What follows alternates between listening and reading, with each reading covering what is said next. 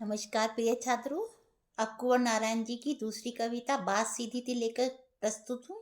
तो बात सीधी थी में कवि कहना चाह रहा है कि कुछ लोग होते हैं जो बात को सीधी तरह से न कहकर जटिल ढंग से कहने की जिनकी आदत होती है, पर कवि ने उन पर परोक्ष रूप में, इनडायरेक्ट रूप में व्यंग्य किया है कि घुमा फिराकर बात कहने से उसकी जटिलता बढ़ती है, ना कि समाप्त होती है।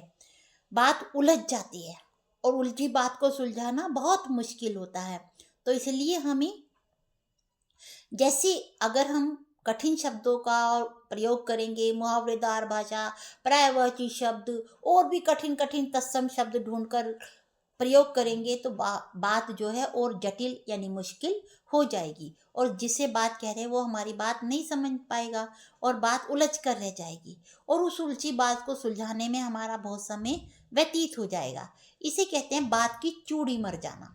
ये मुहावरा है, चूड़ी मर जाना यानी उसका महत्व खत्म हो जाना। जैसे एक पेज के लिए हम घुमाते हैं उसको सांचे में, छेद में, और उसकी चूड़ी मर जाती है, जो गोल गोल उसके ऊपर वो होता है डिजाइन, तो उससे क्या होता है, उसका पेज का महत्व खत्म हो जाता है। जब चूड़ी मर जाती है, हम जबरदस्ती उसे अंदर घुमाने की कोशिश करते हैं, वो नहीं घूमता, और उसके बाद क्या होता है, स्क्रू ड्राइवर से, पेचकस से हम उसे देखते हैं तो वो नहीं घूम रहा, तो फिर हथौड़े से उसको उस पर कील की तरह ठोक देते हैं जबरदस्ती।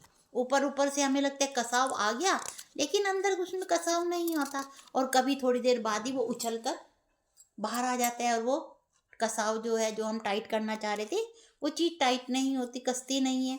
तो इसलिए कवि ये कहना चाह रहे हैं कि हमें उचित भाषा का प्रयोग करना चाहिए।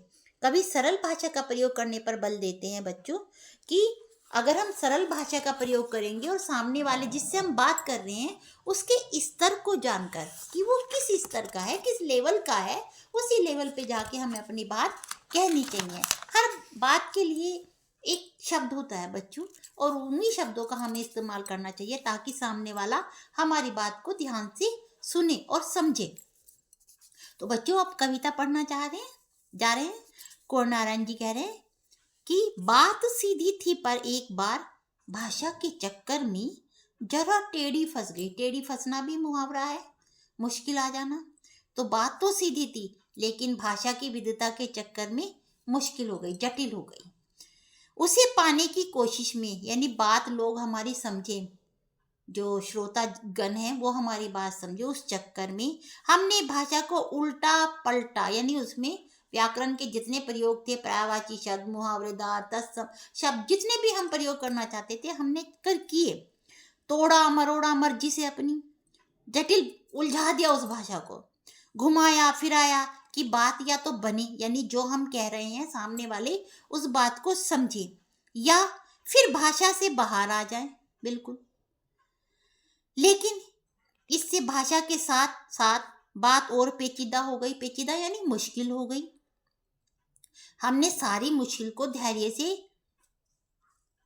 समझे बिना, धैर्य यानी संयम, धीरज से हमने उसे समझाने की मुश्किल क्या है और क्या किया हमने, धैर्य से समझे बिना मैं पेज को खोलने के बजाय उसे बेतरह कसता ही चला गया, यानी और जटिल प्रश्न और जटिल शब्दों का, कठिन शब्दों का इस्तेमाल करते चला गया कि मेरी विद्वता की छाप लोगों पर पड़े।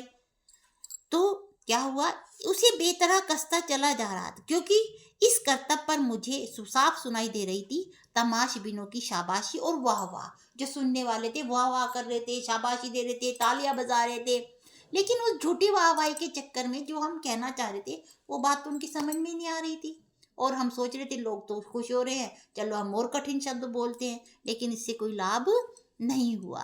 तो बच्चों, क्या हुआ, आखिरकार वही हुआ जिसका मुझे डर था। जोर जबरदस्ती से बात की चूड़ी मर गई, यानी बात का जोर जबरदस्ती यानी कठिन शब्दों के इस्तेमाल से, भाषा को तोड़ने मरोड़ने से, उलझाने से उसका महत्व ही खत्म हो गया। चूड़ी मर जाना यानी बात का प्रभाव खत्म हो जाना, और वह भाषा में बेकार घूमने लगी। जो मैं कहना चाह रहा था, भाषा के चक्कर में मेरी बात ही बेकार हो गई, अर्थहीन हो गई। हार कर मैंने उसे कील की तरह उसी जगह ठोक दिया, जबरदस्ती ठोक दिया, जैसे हम एक पेज को कील की तरह ठोक देते हैं। ऊपर से तो ठीक ठाक लग रहा था, लोग शाबाशी दे रहे थे, जैसे किसी टेबल या चेयर पे हम की पेज को कसना चाहते हैं और वो ना कसा जाए, उसकी चूड़ी खत्म हो जाए, तो उसे हम कील की तरह ठोक देते, तो ऊपर से तो हमें दिखता है कि हाँ अच्छा हो गया, लेकिन क्या हुआ, अंदर उसमें कसाव नहीं होता। तो ऐसी तमाशबीनों की जो शाबाशी थी, वाहवाह थी, वो सुनाई दे रही थी, लेकिन वो बात तो नहीं समझे जो हम कहना चाह रहे थे, जो उन्हें संदेश देना चाह रहे थे। ऊपर से ठीक ठाक, पर अंदर से ना तो उसमें कसाव था ना ताकत, कोई प्रभाव नहीं था बात में। बात नहीं, बात जो देख रही थी, मानवीकरण है बात का। निर्जीव वस्तुओं का जब सजीव रूप में वर्णन किया जाता है तो वहां मानवीकरण अलंकार होता है बच्चों। तो इसमें है, बात ने जो एक शरारती बच्चे की तरह मुझे खेल रही थी, मौका दे रही थी, जैसे कभी इस्तेमाल कर रहा था वैसे इस्तेमाल हो रही थी। मुझे पसीना पोंछते देखकर, क्योंकि पसीना पोंछ रहा था, पसीना पोंछना यानी घबरा जाना। क्यों? क्योंकि बात जो कहना चाह रहा था वो तो स्पष्ट ही नहीं हो पा रही थी। क्या तुमने भाषा को सहूलियत से बरतना कभी नहीं सीखा? कि तुमने आसानी से सरल शब्दों का इस्तेमाल करना नहीं सीखा? ये बात ने मुझे समझाया कि हमें संयम से, धीरज से सरल शब्दों का इस्तेमाल करना चाहिए, ना कि कठिन भाषा का इस्तेमाल करना चाहिए। तो बच्चों, चाहे हम कितने भी ऊंचे पद पर पहुंच जाएं, चाहे हम कितने भी पढ़ लिख जाएं, लेकिन हमें हर व्यक्ति से बात उसके स्तर के अनुसार से करनी चाहिए। जैसे आपके अध्यापक, सपोज आप अगर 10th क्लास में है तो 10th के लेवल पे बात करेगी। अध्यापक चाहे डबल MA BEd हो, कुछ भी हो, भाषा का डॉक्टर हो, लेकिन वो आपके लेवल पे आके बात करेगा तो ही उसकी बात बनेगी और वो अच्छा अध्यापक कहलाएगा। तो आशा करती हूँ बच्चों ये कविता आपको समझ में आई होगी। सरल सरस भाषा है इसमें, और अनुप्रास, और देखिए मुहावरेदार भाषा है, अनुप्रास अलंकार है, प्रश्नवाचक अलंकार है, मानवीकरण है, और मुक्तक छंद है, प्रसाद गुण है। ठीक है बच्चों, तो आप इसे पढ़िएगा। उम्मीद करती हूँ आप समझ गए होंगे। धन्यवाद।